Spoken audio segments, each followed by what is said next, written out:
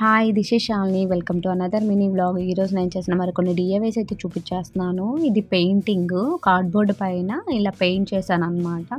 ఆ కార్డ్బోర్డ్ని 3 లేయర్స్గా కట్ చేసేసుకునేసి ఇలా ఒక ట్రీకి బర్డ్ ఉండేలాగా అనుకొని ఇలా పెయింట్ చేశాను అనమాట. చాలా ఫేవరెట్ అనమాట, చాలా బాగుంటుంది కూడా. అండ్ ఇది దివాళి అప్పుడు చేశాను. 5 చేశాను, ఒకటి ఊడిపోయినట్లుంది. అంటే ఇది పెళ్ళి కాకముందు చేశాను అనమాట, అందుకే ఒకటి ఊడిపోయినట్లుంది, పిల్లలు పీకేశారు.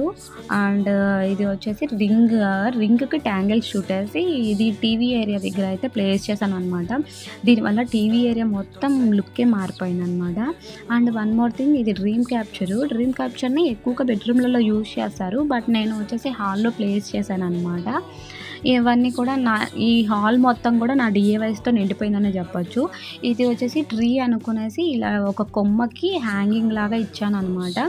ఇది అయితే నా ఫేవరెట్ అనే చెప్పాలి, చాలా చాలా బాగుంటుంది ఇది కూడా.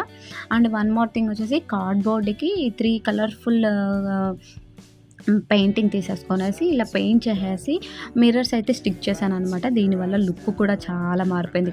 ఓవరాల్గా ఈ హాల్ మొత్తం నా డిఐవైస్తో నిండిపోయింది అనమాట. ఒకసారి చూసేయండి ఎలా ఉన్నాయి నా డిఐవైస్ అనేసి.